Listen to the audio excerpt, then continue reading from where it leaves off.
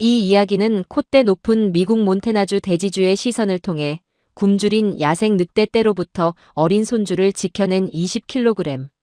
한국 진돗개의 위대한 충성심과 압도적 기백을 생생하게 재구성한 사연입니다. 미국 몬태나주 영하 30도의 눈보라가 1만 에이커의 대농장을 집어삼킨 날이었습니다. 평화롭던 오후의 정적을 산산조각 낸 건 5살 아이의 찢어지는 비명이었죠. 굶주림에 이성을 잃은 6마리 회색 늑대가 무너진 울타리를 넘어 어린 손주를 에워쌌습니다. 대농장의 주인이자 오만한 억만장자는 창밖의 광경에 그대로 얼어붙었습니다. 마리당 3천만 원, 80kg이 넘는 유럽 최고급 경비견. 3마리가 늑대의 살기에 꼬리를 말고 주랭랑을 쳐버렸기 때문입니다. 아이의 목숨이 경각에 달린 바로 그 순간, 농장 구석에서 섬뜩한 진동음과 함께 노란 섬광 하나가 늑대떼를 향해 소리 없이 몸을 날렸습니다. 그것은 이 남자가 평소 쥐 잡는 똥개라며 멸시하던 한국인 사위가 데려온 20kg짜리 작은 진돗개였습니다. 진짜 사나운 개는 짖지 않는다는 한국의 옛말처럼 그 작은 몸이 품고 있던 것은 돈으로 살 수 없는 충성심이었습니다. 눈보라 속에서 대체 무슨 일이 벌어진 걸까요? 잠깐 시작 전에 구독과 좋아요 한 번씩만 부탁드립니다. 여러분의 작은 응원이 더 좋은 이야기를 만드는 큰 힘이 됩니다. 저는 리처드입니다. 미국 몬태나주에서 대대로 1만 에이커가 넘는 야생 대농장을 운영하고 있는 이 지역의 왕이나 다름없는 사람이죠. 우리 농장은 로키 산맥 자락에 걸쳐 있어서 곰, 퓨마, 코요테 같은 맹수들이 심심치 않게 출몰합니다. 겨울이면 회색 늑대떼가 산에서 내려와 가축을 노리기도 하고요. 이 척박한 땅에서 대를 이어 살아남으려면 강해야 합니다. 돈도 필요하고 총도 필요하지만 무엇보다 힘이 있어야 해요. 아버지가 그랬고 할아버지가 그랬습니다. 리처드 가문의 남자는 로키 산맥의 바위처럼 단단해야 한다. 저는 그 철칙을 뼈에 새기고 평생을 살아온 사람이에요. 약한 건 죄악이고 강한 건 정이라고 믿었습니다. 그래서 저에겐 이 땅의 주인답게 갖춰놓은 자부심이 있었어요. 바로 마리당 3천만 원을 호가하는 몸무게 80kg이 훌쩍 넘는 유럽 최고급 경비견 3마리입니다. 코카시안 오브차카라는 품종이에요. 러시아 코카서스 산맥에서 수백 년간 곰과 늑대를 상대하도록 육종된 지구상 최강의 경비견이죠. 이름은 맥스, 브루터스, 타이탄. 어깨 높이만 해도 성인 허리까지 올라오는 거구에다 녀석들이 우렁차게 짖으면 땅이 울리는 것 같았습니다. 이빨을 드러내면 웬만한 야생 짐승은 감히 농장 근처에 얼씬거리지 못했어요. 이웃 농장주들이 놀러 올 때마다 녀석들을 보여주면 다들 입을 딱 벌리고 경탄했습니다. 리처드, 이건 개가 아니라 사자 아닌가. 그 말을 들을 때마다 저는 어깨가 으쓱했어요. 최고의 혈통이 최고의 힘을 만든다. 돈으로 최강을 살 수 있다. 그게 제 평생의 신조였으니까요. 저는 녀석들에게 최고급 수입 사료만 먹이고 전용 운동장까지 만들어줬어요. 겨울에는 난방이 되는 특수 계집에서 재웠습니다. 한 마리 관리비만 한 달에 수백만 원이 들었지만 전혀 아깝지 않았어요. 이 녀석들이 제 농장의 얼굴이자 자부심이었으니까요. 사육사가 따로 있을 정도였습니다. 동네 사람들은 리처드네 개가 지나가면 길을 비켜줬어요. 그 모습이 마치 왕의 호위병이 행진하는 것 같았죠. 저는 그게 자랑스러웠습니다. 이 농장에서 가장 위험한 짐승은 맹수가 아니라 내 개들이다. 그 우월감에 취해 살았어요. 돈으로 만든 힘 앞에서 세상 모든 게 작아 보였습니다. 사위도 사위의 개도 아내의 충고도 진돗개의 조용한 충성심도 전부요. 그리고 바로 그 우월감이 제 눈을 완벽하게 멀게 만들었습니다. 진짜 강한 게 뭔지 볼 수 없게 만들었어요. 돈으로 살 수 있는 강함과 돈으로 살 수 없는 강함이 있다는 걸 저는 아직 몰랐습니다. 한 번은 주 농업 박람회에 녀석들을 데려간 적이 있었는데 사람들이 구름처럼 몰려들어서 사진을 찍어댔어요. 어떤 사람은 이건 개가 아니라 작은 곰이라며 감탄했습니다. 저는 그날 행사장에서 가장 뿌듯한 사람이었죠. 제 돈으로 산 최강의 무기가 모든 사람의 시선을 사로잡았으니까요. 그런데 제 왕국에 눈엣가시 같은 존재가 들어왔습니다. 바로 외동딸 에밀리와 결혼한 한국인 사위 민수였죠. 솔직히 처음 만났을 때부터 마음에 안 들었어요. 얌전하고 예의 바른 건 인정합니다만 악수를 해보니 손이 너무 부드러웠습니다. 이 거친 몬테나의 땅을 세대에 걸쳐 맨손으로 일군 우리 가문과는 완전히 다른 부류였어요. 제 아버지라면 손에 흙 한 번 안 묻혀본 남자라고 했을 겁니다. 민수는 대학에서 동물행동학을 전공했다고 하더군요. 저는 속으로 비웃었죠. 이 몬테나에서 동물을 다루는 방법은 총 아니면 덫이에요. 책상머리에 앉아 동물의 마음을 들여다보겠다니 이 야생에서는 한심한 소리에 불과했습니다. 결정타는 그 녀석이 한국에서 직접 공수해왔다는 개였어요. 고작 20kg 남짓한 윤기나는 누런 털에 꼬리를 등 위로 꼿꼿하게 말아올린 개. 이름은 볼이라고 하더군요. 제 투견 한 마리의 4분의 1도 안 되는 몸집을 보고 저는 기가 막혀서 한참을 웃었습니다. 이복의 민수, 저건 개가 아니라 여우 아닌가? 여긴 몬테나야. 저 정도 크기면 늑대한테 간식거리도 안 될 텐데. 저는 매번 사위와 보리를 놀려 먹었습니다. 식탁에서도 마당에서도 손님들 앞에서도요. 한 번은 이웃 농장주 빌이 찾아왔을 때 제 투견 맥스와 보리를 나란히 세워놓은 적이 있었어요. 80kg짜리 맥스 옆에 선보리는 마치 강아지처럼 작아 보였죠. 이게 경비견이라고? 빌이 배를 잡고 웃었고 저도 따라 웃었습니다. 또 한 번은 제 투견 3마리가 보리를 에워싸고 으르렁거린 적이 있었어요. 3마리 합치면 240kg이 넘는 거구들이 보리를 몰아세운 겁니다. 저는 팔짱을 끼고 구경했죠. 보리가 꼬리를 내리고 비명을 지르기를 기대하면서요. 그런데 보리는 도망치지도 비명을 지르지도 않았습니다. 그냥 조용히 엎드려 눈을 감았어요. 저는 그게 항복이라고 생각했습니다. 민수는 웃으며 말했죠. 보리는 짖는 개를 상대하지 않습니다. 저는 무슨 뜻인지 몰랐어요. 아내 마가렛은 제 옆구리를 찌르며 나무랐어요. 여보, 그만해요. 민수 말로는 한국의 진돗개가 평생 한 주인만 섬기고 가족을 위해 목숨까지 바치는 개래요. 당신 비싸기만 한 개들보다 훨씬 영리하다고요. 마가렛은 처음부터 사위 편이었습니다.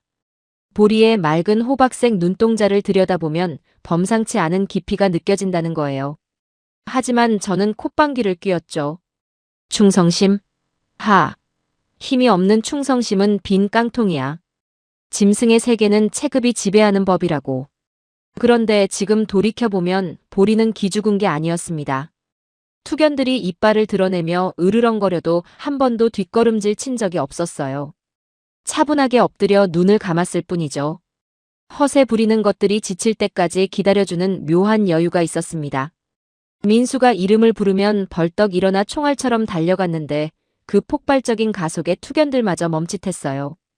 그리고 보리는 밤마다 혼자 농장 울타리를 따라 묵묵히 순찰을 돌았습니다. 시키지도 않았는데요. 민수는 그게 진돗개의 본능이라 했어요. 영역을 지키는 수호자의 피가 흐르고 있다고요.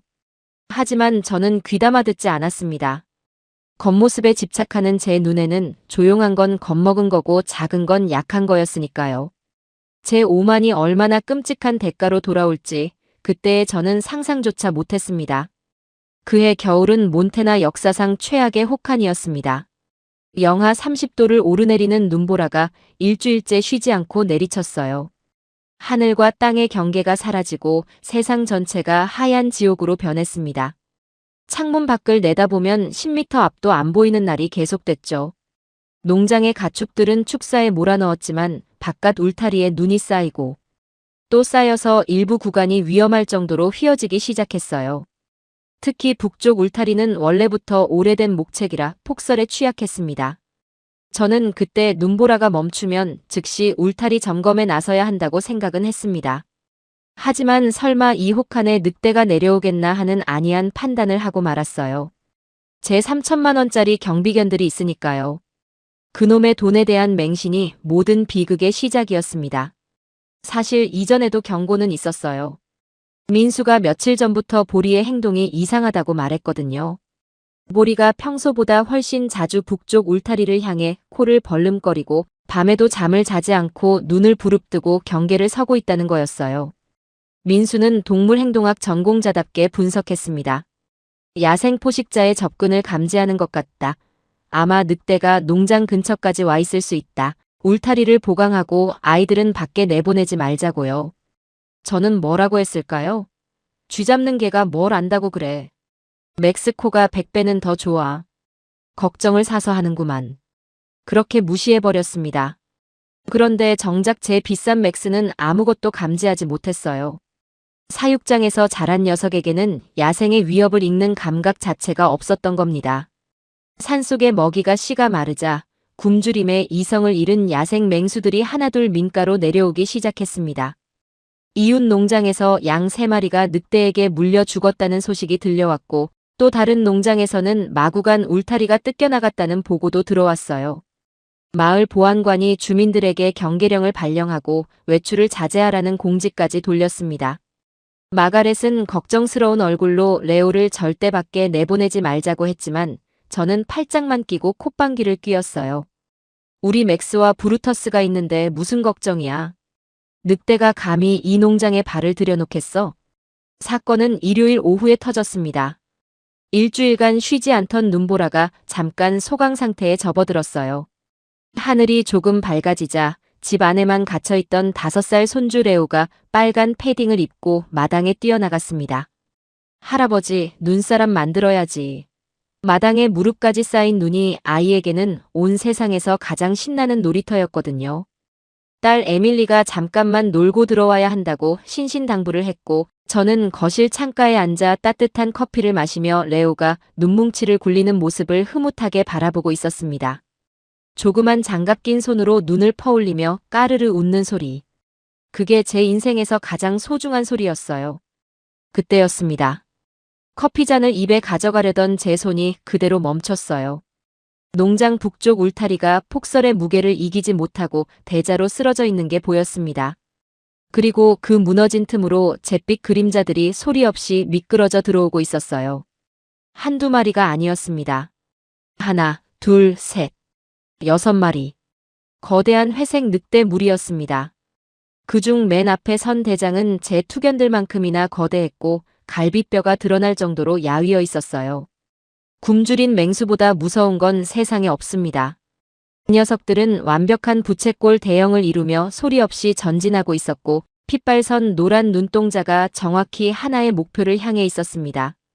빨간 패딩을 입고 눈장난을 치고 있는 제 손주 레오. 레오, 안 돼. 당장 집으로 들어와. 머그잔이 바닥에 떨어져 산산조각이 났습니다. 저는 미친 듯이 소리치며 현관으로 달려갔어요. 하지만 거실에서 마당 끝까지는 100m가 넘었습니다. 반면 늑대들은 이미 레오와 30m도 채 떨어지지 않은 곳에서 포위망을 좁히고 있었죠. 녀석들은 프로 사냥꾼이었습니다. 늑대의 사냥법은 수만 년에 걸쳐 완성된 야생의 전술이에요. 서두르지 않았어요. 천천히 하나씩 퇴로를 차단하며 다가가고 있었습니다. 아이는 아직 늑대를 발견하지 못하고 눈뭉치를 굴리며 깔깔거리고 있었어요. 그 천진한 웃음소리가 제 심장을 갈기갈기 찢었습니다. 레오는 제 인생의 전부나 다름없는 아이예요. 에밀리와 민수 사이에서 태어난 반은 한국인이고 반은 미국인인 손주. 처음에는 혼혈이라는 게 마음에 안 들었던 것도 사실입니다. 하지만 레오가 할아버지 하며 제 무릎에 기어오르는 순간 그런 편견은 눈 녹듯 사라졌어요. 이 아이에게는 국적도 혈통도 중요하지 않았습니다. 그냥 제 손주였어요. 세상에서 가장 소중한. 에밀리가 임신했을 때 저는 이 아이만큼은 몬테나의 진정한 후계자로 키우겠다고 마음먹었습니다. 아이가 말을 타고 총을 쏘고 이 거친 땅의 주인으로 자라는 모습을 상상하며 행복해했어요. 레오가 태어난 날 저는 아이의 이름으로 농장 동쪽 200에이커를 등기해 놓았습니다. 이 아이는 제 유산이자 미래 전부였어요. 그런 아이가 지금 늑대 6마리 앞에 홀로 서 있는 겁니다. 돈으로 쌓아 올린 이 거대한 왕국이 제 소중한 핏줄 하나 지키지 못하고 있었어요. 전화로 신고한다 한들 이 외진 곳에 경찰이 도착하려면 최소 40분. 레오에게 남은 시간은 40초도 안 됐습니다. 끔찍한 무력감이 온몸을 짓눌렀어요. 다리가 후들거리고 눈앞이 캄캄해졌습니다. 제 평생 처음으로 돈과 힘이 아무런 쓸모가 없는 순간이 찾아온 겁니다. 그리고 문득 보리의 행동이 이상하다던 민수의 경고가 떠올랐어요. 그때 귀를 기울였더라면, 그때 보리의 본능을 믿었더라면, 후회가 칼날이 되어 가슴을 찔렀지만 이미 늦은 후였습니다. 보리는 사흘 전부터 알고 있었어요. 이 녀석의 코가, 본능이 수천 년간 이어진 야생의 감각이 위험을 감지하고 경보를 울렸는데 저는 그 경보를 쥐잡는 게 헛짓이라고 무시해버린 겁니다. 야생에서 수천 년간 한국의 거친 사냐에서 살아남은 진돗개의 본능이 보내는 절박한 경고를 사육장에서 만든 거대한 개들보다 못하다고 코웃음 쳤습니다. 제 오만함이 손주를 위험에 빠뜨린 거예요. 다른 누구도 아닌 바로 접니다. 저는 마지막 희망을 걸고 마당 한쪽에 있는 경비견 우리를 향해 목이 터져라 비명을 질렀습니다. 맥스, 무르터스, 타이탄, 물어. 저놈들을 당장 갈기갈기 찢어버려. 세 마리의 투견이 늑대 무리를 발견했습니다. 녀석들이 우렁차게 지저대기 시작했어요. 컹, 컹, 컹. 그 소리가 눈 덮인 농장 전체를 울렸습니다. 평소에 코요테 한 마리만 나타나도 집채만 한 몸으로 돌진해서 쫓아내던 녀석들이었어요. 그래, 저거야.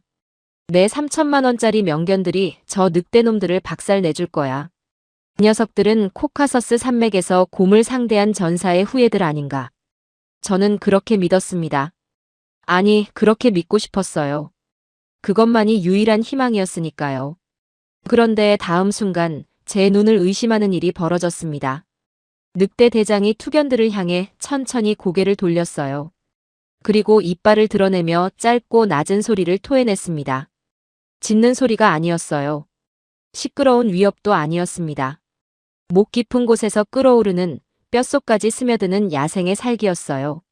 수백 세대에 걸쳐 매일을 죽이고 죽이며 살아온 포식자만이 낼 수 있는 진짜 살기. 그 소리에는 한 발자국만 더 가까이 오면 죽는다는 최후 통첩이 담겨 있었습니다. 이 녀석의 눈빛에는 굶주림에서 비롯된 광기가 서려 있었어요. 일주일을 굶은 늑대는 더 이상 물러설 곳이 없는 거였습니다. 그 순간 80kg이 넘는 거대한 맹견 맥스의 짖는 소리가 뚝 끊겼습니다. 마치 누군가 스위치를 내린 것처럼요. 이 녀석의 앞다리가 부들부들 떨리기 시작했어요. 무르터스도 마찬가지였습니다. 꼬리를 뒷다리 사이로 깊숙이 말아넣더니 낑낑거리는 비명을 지르며 계집 뒤로 주랭랑을 치는 게 아니겠어요. 맥스가 먼저 도망치자 브루터스도 뒤를 따랐고 세 번째 녀석 타이탄은 아예 제자리에서 오줌을 질질 흘리며 납작 엎드려 버렸습니다.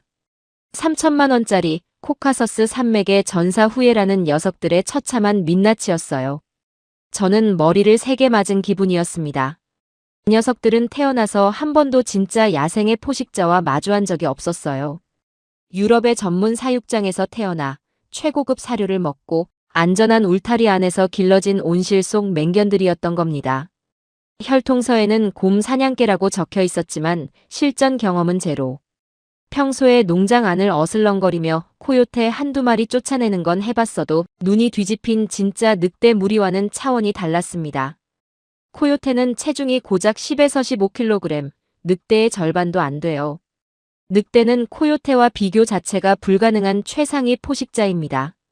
혈통은 최강이었지만 뼛속의 전투 본능은 텅 비어 있었어요. 3천만 원짜리 혈통서는 진짜 야생의 살기 앞에서 휴지 조각이 되어버렸습니다.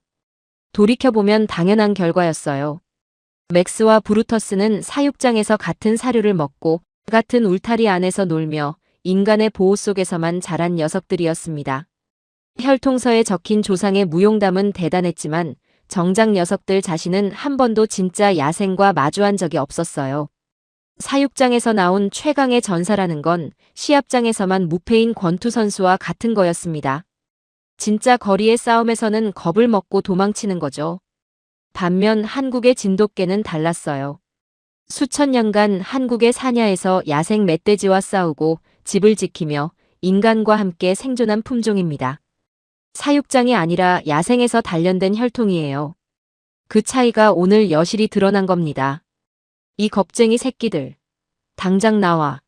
레오를 지키란 말이야. 저는 절규했지만 소용없었습니다.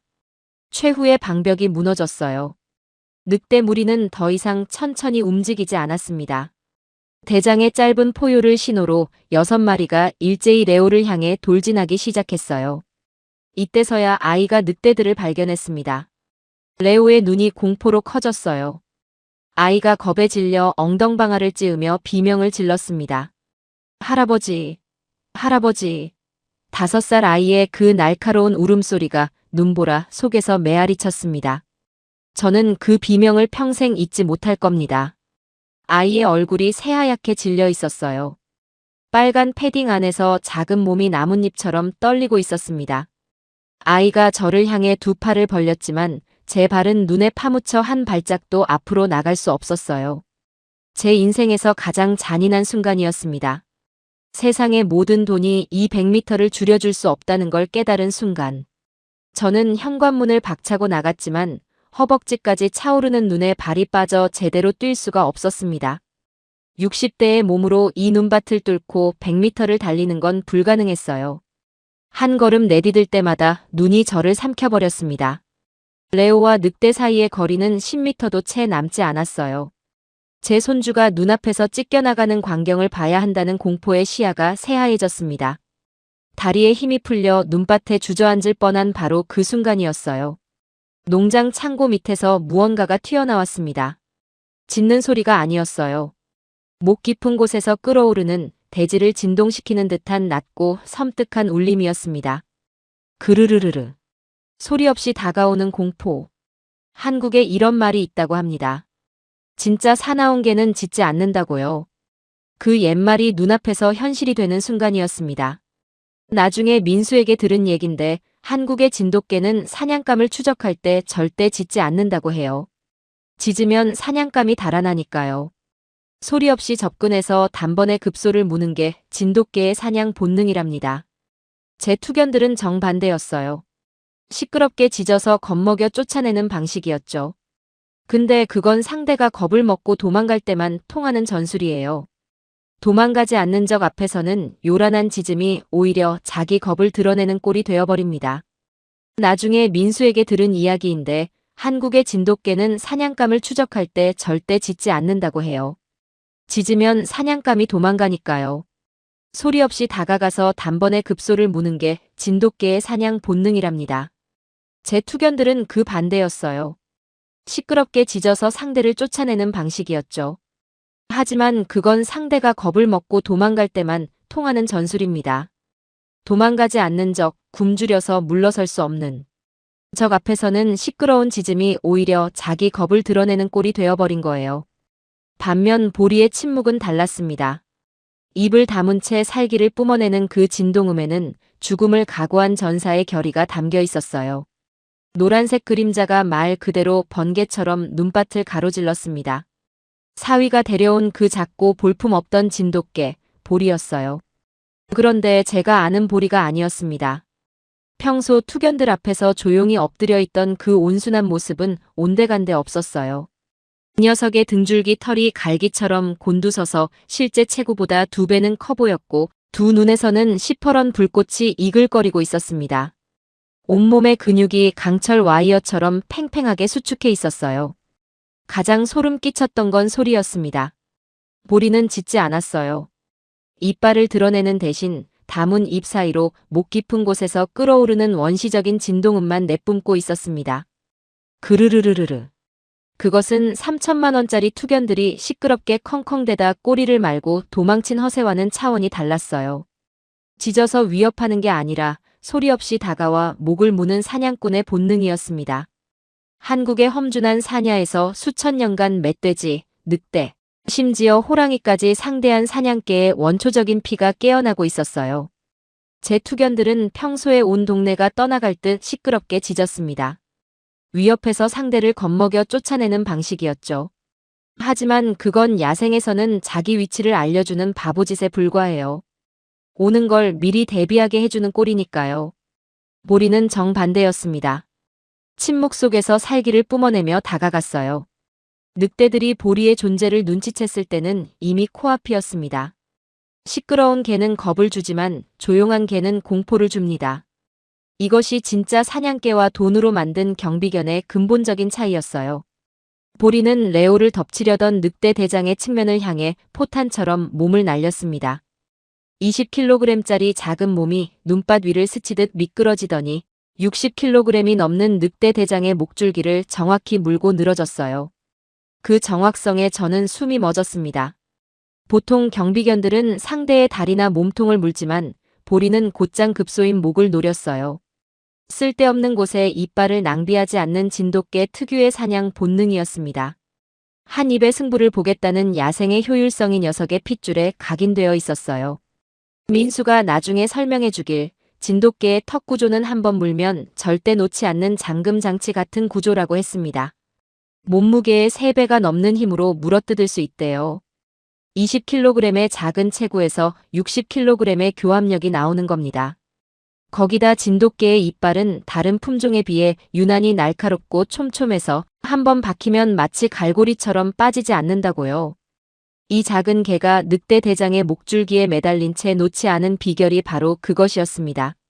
늑대 대장이 미친 듯이 머리를 흔들어도 땅바닥에 내리쳐도 보리는 이를 악물고 놓지 않았어요. 마치 목에 자물쇠가 채워진 것 같았습니다. 나중에 생각해보니 이것도 보리의 전략이었어요. 대장을 제압하면 나머지가 혼란에 빠진다는 걸 본능적으로 알고 있었던 거예요. 실제로 대장이 비명을 지르자 나머지 늑대들이 잠시 멈칫했고 그 틈에 레오가 조금이나마 뒤로 물러설 수 있었습니다. 보리는 늑대 대장의 목에서 입을 떼자마자 곧바로 레오 앞으로 돌아가 방어 자세를 취했어요. 공격하고 돌아오고 맞고 다시 공격하고. 그 패턴이 기계처럼 정확했습니다. 그 녀석은 자기 목숨보다 레오의 안전을 우선시하고 있었어요. 공격 반경을 절대 레오에게서 5m 이상 벗어나지 않도록 조절하면서요. 사냥꾼의 공격성과 수호자의 방어 본능이 동시에 작동하고 있었습니다. 이 두 가지가 양립할 수 있다는 게 진돗개라는 품종의 놀라운 점이에요. 민수는 한국의 진돗개가 사냥개인 동시에 가정견이라고 했습니다. 산에서는 맹수를 사냥하고 집에서는 아이들과 놀아주는 개라고요. 그 이중적인 본능이 바로 오늘 보리가 보여준 전투였어요. 공격할 때도 레오에게서 너무 멀리 벗어나지 않았습니다. 쾅! 하는 둔탁한 충돌음과 함께 늑대 대장이 비틀거렸습니다. 자기보다 3배나 작은 개가 덤벼들 줄은 꿈에도 예상하지 못했겠죠. 보리는 목줄기를 물어뜯은 채 온몸을 비틀어 늑대의 균형을 무너뜨렸어요. 대장의 목에서 검붉은 피가 하얀 눈 위에 쏟아졌습니다. 이 모든 과정에서 보리는 단 한 번도 짖지 않았어요. 오직 그 섬뜩한 진동음만이 눈밭 위를 가르고 있었습니다. 제 투견들이 온 동네가 떠나갈 듯 지저대다 꼬리를 말고 도망친 것과는 완전히 반대였어요. 세상에. 보리야. 뒤따라 달려나온 마가렛과 사위 민수가 비명을 질렀습니다. 딸 에밀리는 두 손으로 입을 막은 채 현관에 얼어붙어 있었고요. 저는 넋이 나간 채 그 광경을 바라보았습니다. 제 3천만 원짜리 투견들도 꼬리를 말고 도망친 그 지옥 같은 현장에 제가 쥐잡는 똥개라고 비웃었던 그 작은 한국개가 내 손주 앞으로 뛰어든 겁니다. 기꺼이 망설임 없이 목숨을 던지면서요. 보리가 나타나지 않았다면 2초 후에 늑대의 이빨이 레오의 목에 박혔을 겁니다. 늑대 대장이 고통에 찬 포효를 지르며 보리를 쳐냈습니다. 체급 차이가 3배. 보리의 작은 몸이 3m 밖으로 날아가 눈밭에 처박혔어요. 하지만 녀석은 쓰러지자마자 스프링처럼 다시 튀어올랐습니다. 피가 흐르는 옆구리를 아랑곳하지 않고 다시 레오와 늑대 사이에 벽처럼 섰어요. 저는 그 순간 깨달았습니다. 보리가 평소에 투견들 앞에서 조용히 엎드려 있었던 진짜 이유를요. 겁먹은 게 아니었습니다. 싸울 가치가 없는 상대에게 에너지를 낭비하지 않았던 거예요. 진짜 적이 나타났을 때, 진짜 가족이 위험에 처했을 때를 위해 모든 것을 아끼고 있었습니다. 이것은 돈으로 살 수 없는 종류의 힘이었어요. 민수가 한번 말해준 적이 있습니다. 한국에서 진돗개는 천연 기념물이라고요. 나라가 법으로 보호하는 개라는 거예요. 그때는 고작 개 한 마리를 천연 기념물로 지정하다니 웃기는 나라라고 비웃었습니다. 하지만 지금 저는 알겠어요. 왜 한국이 이 개를 나라의 보물로 지정했는지. 이 녀석의 몸속에 흐르는 건 그냥 피가 아닙니다. 수천 년 동안 한국인과 함께 살며 쌓아올린 목숨으로 증명하는 충성심의 역사가 흐르고 있는 거예요. 사육장에서 돈으로 만들어낸 혈통과는 근본부터 다른 겁니다. 진돗개의 충성심은 사료값으로 살 수 있는 게 아니에요. 수천 년의 세월이 빚어낸 한국의 영혼이 담긴 것입니다. 나머지 5마리 늑대가 보리를 향해 일제히 달려들었습니다. 대장이 당한 것에 분노한 건지, 작은 먹잇감이 하나 더 생겼다고 판단한 건지. 6대 하나. 저는 눈을 질끈 감았어요. 끝났다고 생각했습니다. 아무리 용감해도 체급 차이 3배의 숫자까지 6배면 답이 없는 거니까요.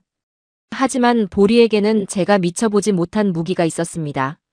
바로 지능, 그리고 이 땅의 눈이었어요. 무릎까지 쌓인 몬테나의 폭설. 60kg이 넘는 늑대들은 달릴 때마다 무거운 몸이 눈 속으로 푹푹 빠졌습니다. 넓적한 발바닥으로도 이 깊이의 적설량은 감당할 수가 없었어요. 한 발짝 내디딜 때마다 허벅지까지 빠져서 허우적거려야 했습니다. 마치 늪에 빠진 것처럼 발을 빼내는 데만 엄청난 힘이 소모되는 거예요. 무거울수록 더 깊이 빠지고 더 느려집니다.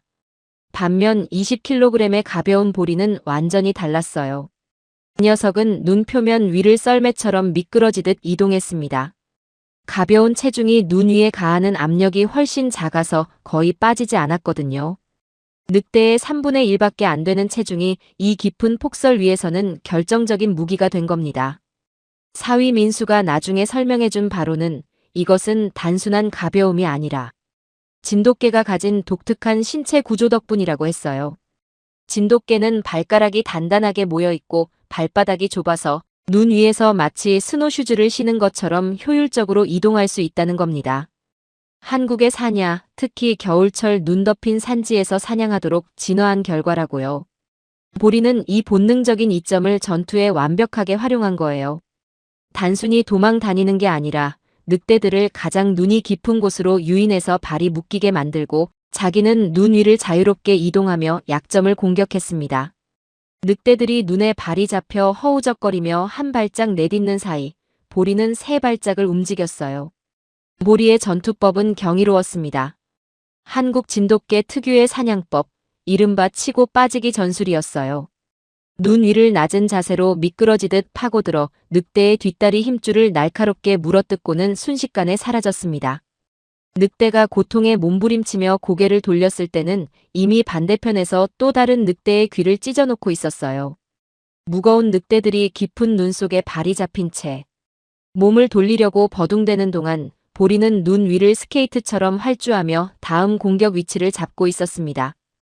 한 번은 보리가 일부러 늑대 3마리 사이를 관통하듯 달렸는데 이 녀석들이 보리를 쫓다가 깊은 눈 속에서 서로 부딪혀 엉켜 넘어지기까지 했어요. 보리는 자기가 유리한 곳으로 늑대들을 유인한 겁니다. 눈이 가장 깊이 쌓인 구역으로요. 더 놀라운 건 보리의 공격 패턴이었습니다.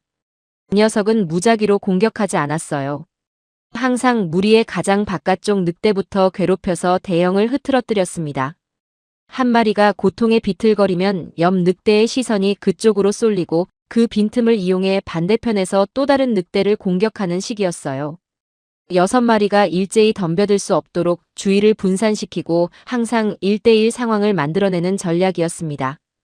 또한 보리는 늑대들의 눈을 직접 노리지 않았어요. 뒷다리 힘줄과 귀, 코 같은 부위만 공격했습니다. 상대를 죽이는 게 아니라 전투력을 무력화시키는 전술이죠. 뒷다리를 물면 달리지 못하고 귀를 찢으면 피가 눈으로 흘러 시야가 가려지고 코를 물면 통증 때문에 공격 의지가 꺾입니다. 보리는 단 한 마리도 죽이지 않으면서 6마리 전부의 전투 능력을 체계적으로 깎아내고 있었어요. 나중에 보니 전투가 진행될수록 늑대들의 속도가 눈에 띄게 떨어지고 있었습니다. 한 마리는 뒷다리를 절었고 2마리는 귀에서 피가 눈으로 흘러내려 제대로 앞을 보지 못했어요. 보리의 치고 빠지기 전술이 시간이 지날수록 효과를 발휘하고 있었던 거예요. 늑대들은 점점 공격보다 방어에 치중하기 시작했습니다. 사냥꾼에서 사냥감으로 입장이 바뀌고 있었어요. 20kg짜리 진돗개가 6마리 늑대의 전세를 뒤집는 믿기 힘든 광경이었습니다. 체급이 곧 힘이라던 제 신조가 얼마나 얕은 사고였는지 보리가 온몸으로 증명하고 있었어요. 힘의 진짜 의미는 몸집이 아니라 의지에 있었습니다. 지키겠다는 의지, 물러서지 않겠다는 각오, 부러진 다리를 끌면서도 일어서는 불굴의 정신. 그것이 보리가 가진 진짜 힘이었고 제 3천만 원짜리 투견들에게는 없는 것이었어요. 사육장에서 만들어진 힘은 안전한 울타리 안에서만 유효합니다. 진짜 야생 앞에서는 가슴속에서 우러나오는 의지만이 힘이에요. 이 녀석은 싸움의 판 자체를 뒤집어 놓았습니다. 평지에서 정면 대결을 했다면 보리에게 승산은 없었을 거예요. 하지만 이 깊은 눈밭에서 가벼운 체중과 날쌘 민첩성은 늑대들의 덩치를 족쇄로 만들어버렸습니다. 무거울수록 더 깊이 빠지고 깊이 빠질수록 더 느려지고 느려질수록 보리의 이빨을 피할 수 없는 악순환. 체급이 곧 힘이라던 제 철학을 비웃기라도 하듯 보리는 자연의 지형을 이용해 불리한 체급을 완전히 뒤집어 놓았어요. 그래도 전술이 아무리 뛰어나도 6대 하나는 6대 하나였습니다. 늑대의 날카로운 발톱이 보리의 옆구리를 찢었어요. 붉은 피가 하얀 눈 위에 선명하게 번졌습니다. 또 한 마리가 보리의 뒷다리를 덥석 물었는데 뼈가 으스러지는 소리가 저한테까지 들렸어요. 저는 비명을 질렀습니다. 하지만 보리는 비명을 지르지 않았어요. 단 한 번도요. 이 녀석은 부러진 뒷다리를 질질 끌면서도 레오 앞을 가로막고 섰습니다. 세 발로 선 채 핏발선 눈으로 늑대들을 노려보며 다문 입 사이로 또다시 그 섬뜩한 진동음을 뿜어냈어요. 그르르르르르. 이리 와봐. 나를 죽이지 않고서는 이 아이에게 단 한 발자국도 다가갈 수 없다. 그 순간 제가 평생 믿어왔던 세계관이 완전히 부서졌습니다. 체급이 전부가 아니었어요. 혈통서가 전부가 아니었습니다. 보리의 온몸에서 뿜어져 나오는 압도적인 기백. 그것은 짐승의 본능을 뛰어넘은 숭고한 충성심이었어요. 사위 민수의 말이 귓가를 때렸습니다. 진돗개는 가족을 위해 물러서는 법을 모릅니다.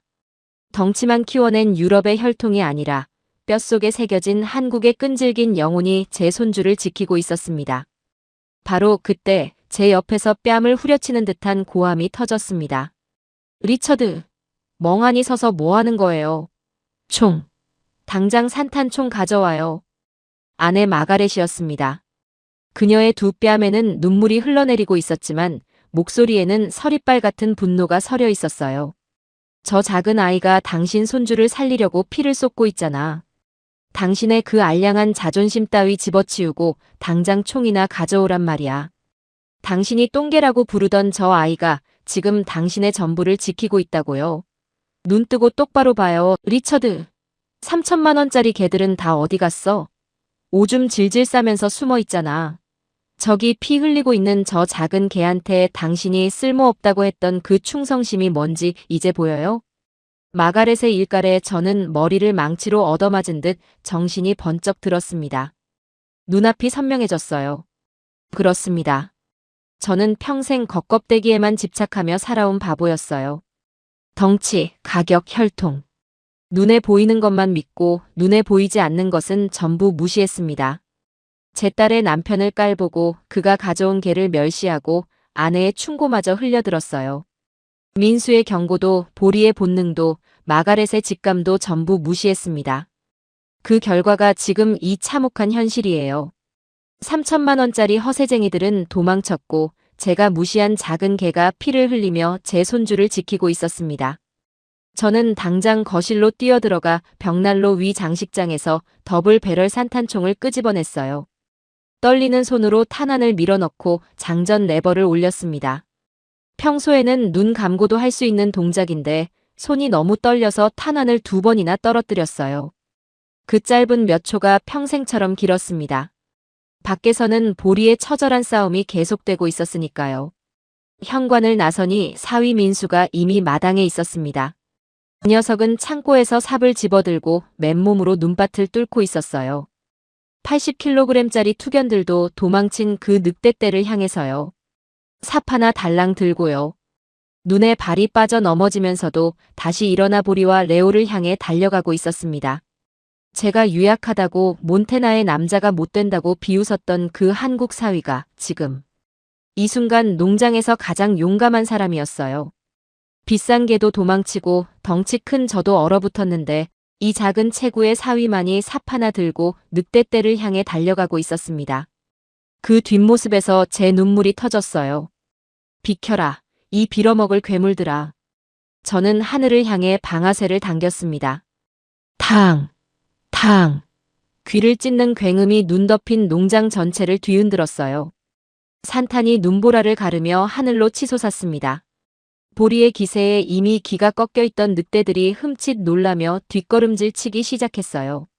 총소리가 뭘 의미하는지 몬테나의 늑대들은 본능적으로 알고 있었습니다. 인간의 천둥, 그것은 죽음의 소리니까요. 두 번의 총성과 보리의 맹공에 늑대들의 진영이 완전히 무너졌습니다. 하지만 아직 끝난 게 아니었어요. 대장 늑대가 물러서지 않았거든요.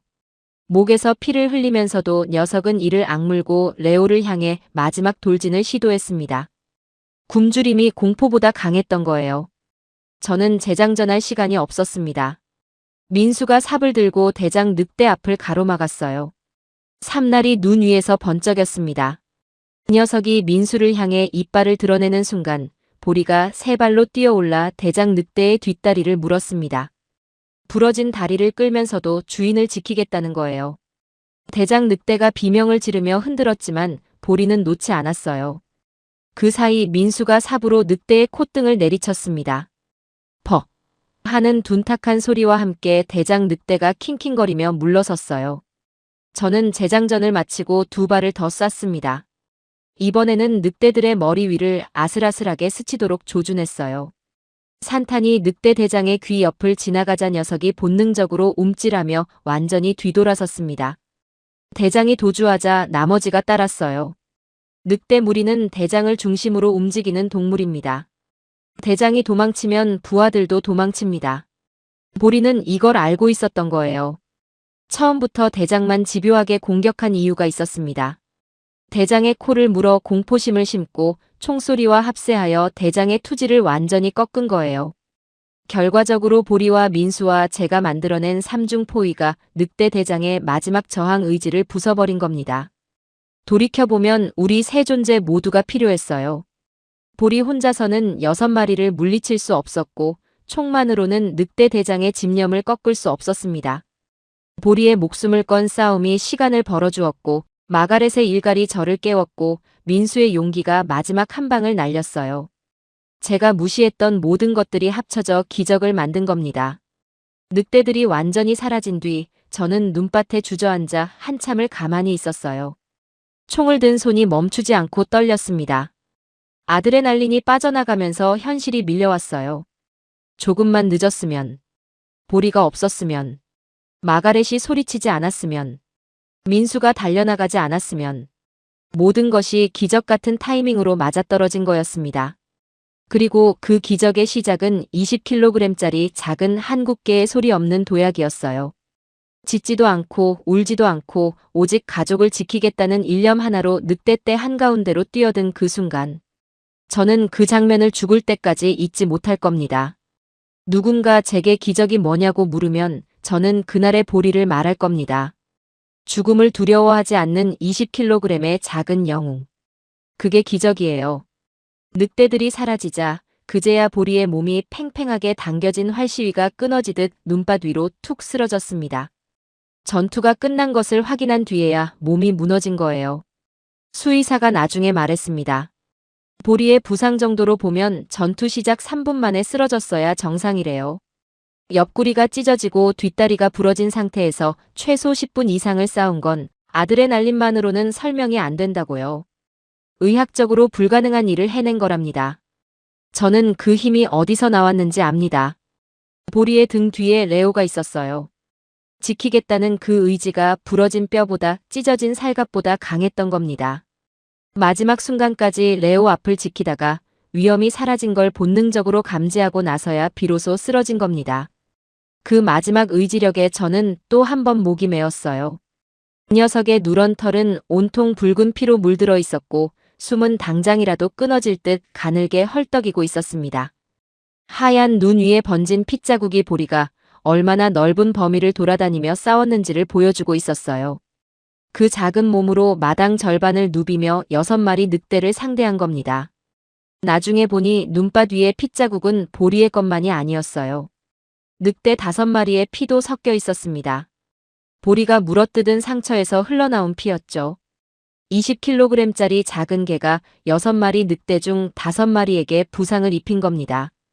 수의사가 나중에 보리의 이빨을 검사했는데 4개가 부러져 있었대요. 그만큼 세게 물어뜯었다는 뜻이에요. 이빨이 부러지는 고통 속에서도 놓지 않았던 거예요. 그 처절한 흔적들을 보면서 저는 다시 한번 무릎이 꺾였습니다.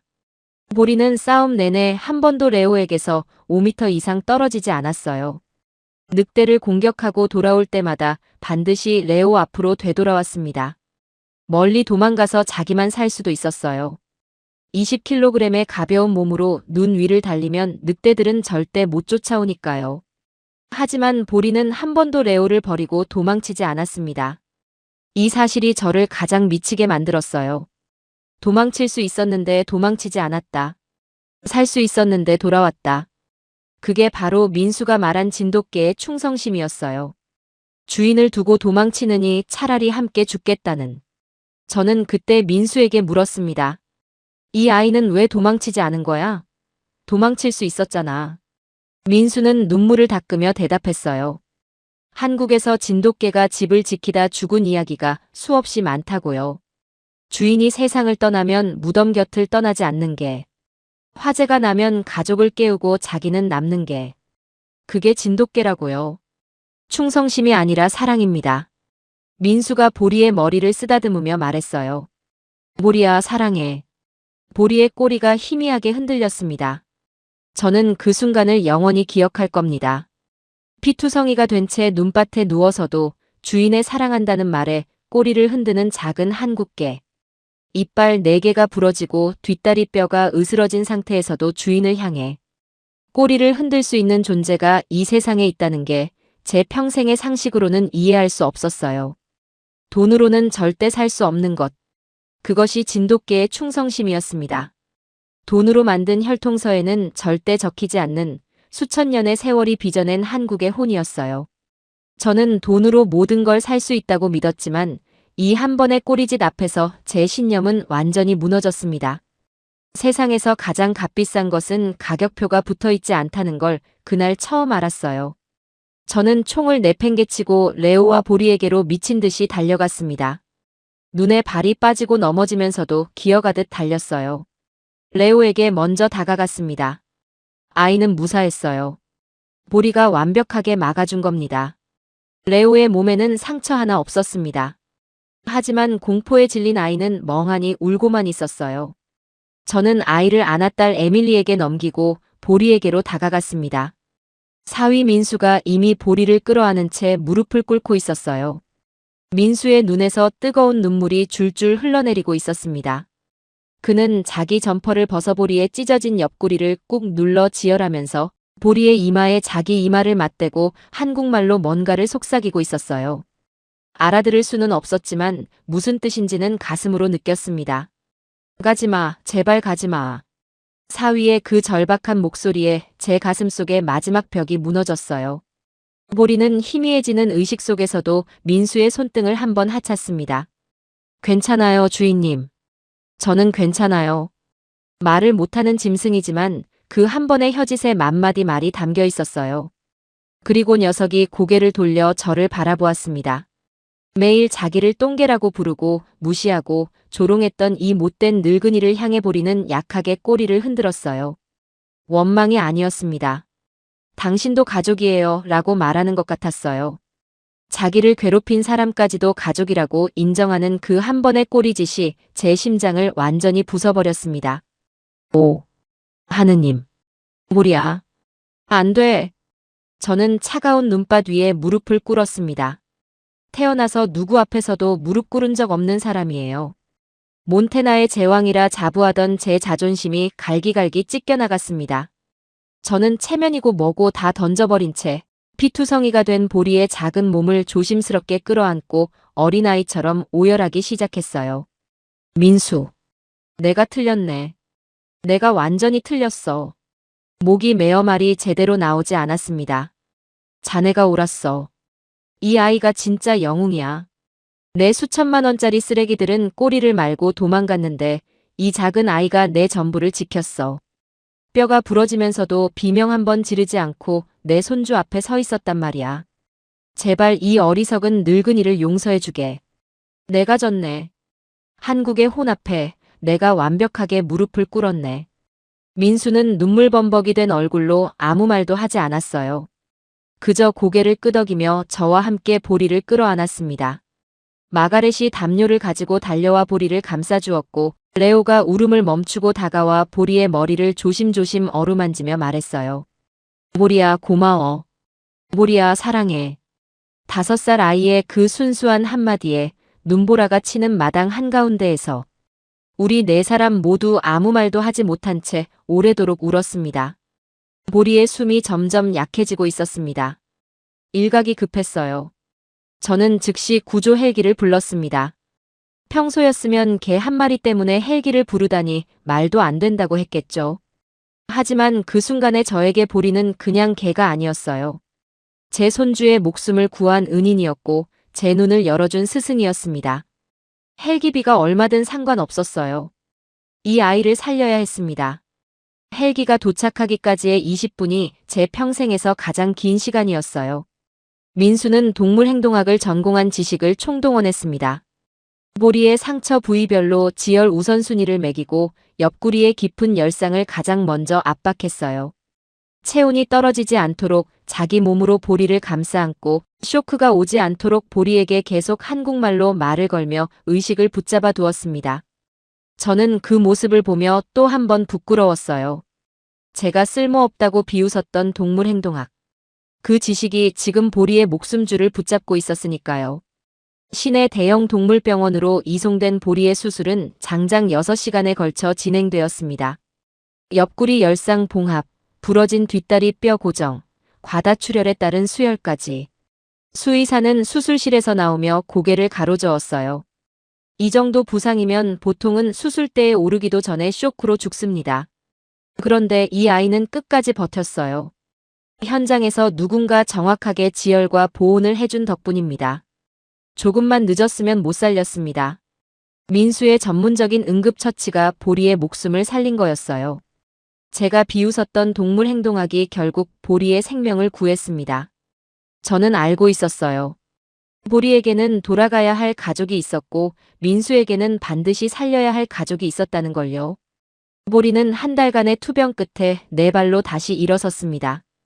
뒷다리에 금속 핀이 박혀 있어서 예전처럼 날쌔게 달릴 수는 없었지만 꼬리를 세차게 흔들며 민수에게 달려가는 모습에 우리 가족 모두 또 울었어요. 수술비와 입원비로 수천만 원이 나왔지만 저한테는 아무것도 아니었습니다. 오히려 적다고 느꼈어요. 이 아이가 해준 것에 비하면 돈이 무슨 의미가 있겠습니까?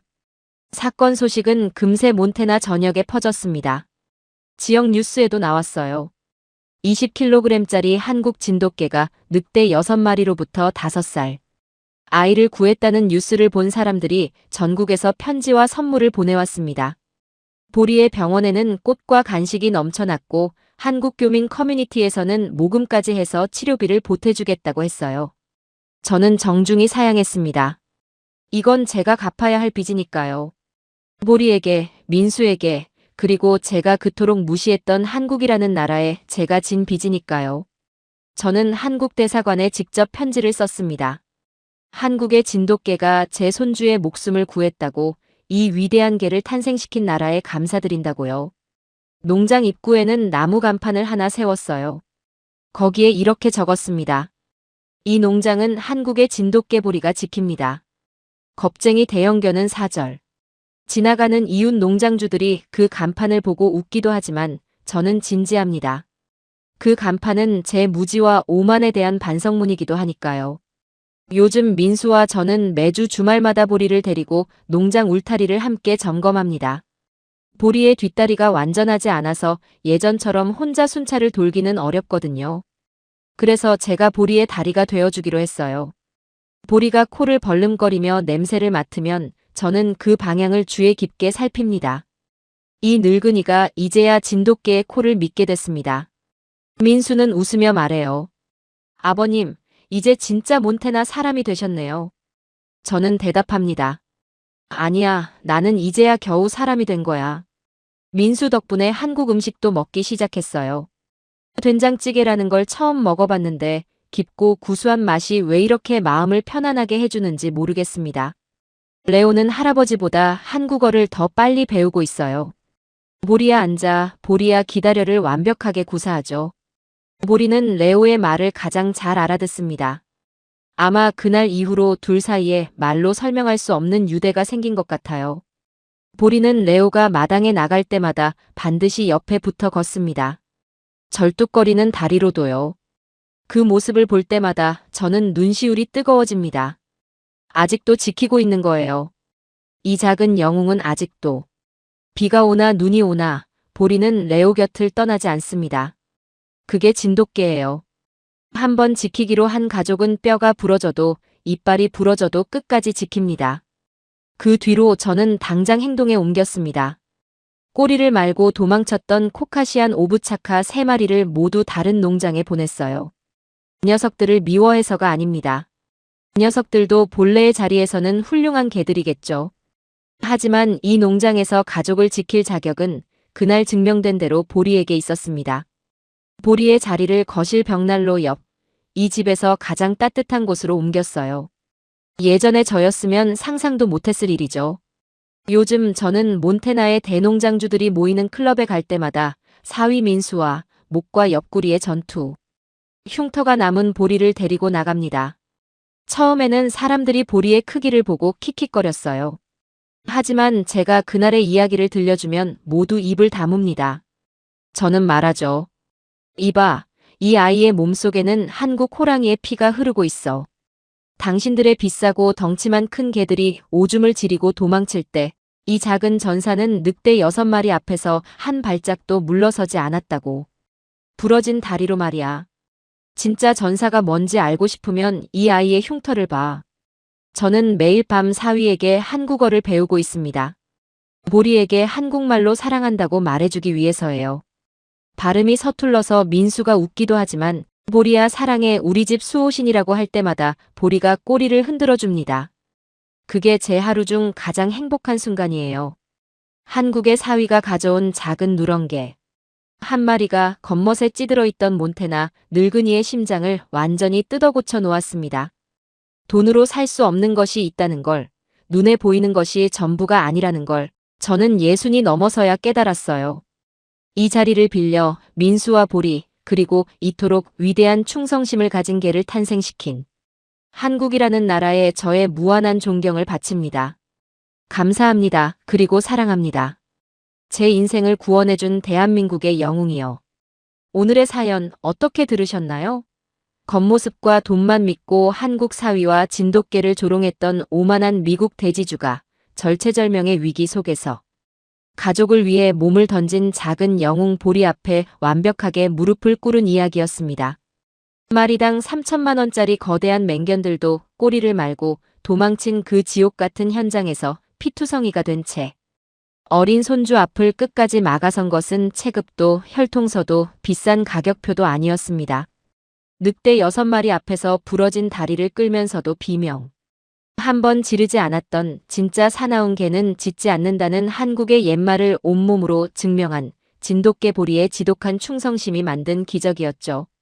80kg짜리 투견들이 오줌을 지리고 도망칠 때 깊은 폭설을 역이용해 늑대들의 사각을 파고든 보리의 전투지능.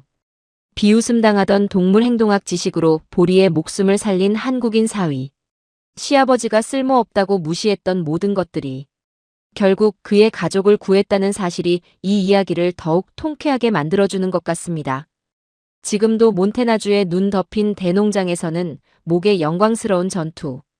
흉터를 가진 보리와 한국인 사위가 그 누구보다 존경받는 가족으로 살고 있다고 합니다. 이 사연에 공감하셨다면 보리의 용기에 박수를 보내고 싶으시다면 댓글로 여러분의 생각을 남겨주세요. 위기의 순간에 정신 차리라고 일갈한 장모님 마가렛에게도 큰 박수를 보내드리고 싶습니다. 여러분의 관심이 저희에게는 더 좋은 사연을 발굴하는 가장 큰 힘이 됩니다. 구독과 좋아요, 알림 설정까지 꾹 눌러주시면 다음에도 가슴이 뻥 뚫리는 사연으로 찾아오겠습니다. 오늘도 끝까지 시청해주셔서 진심으로 감사합니다. 늘 건강하시고 행복하세요.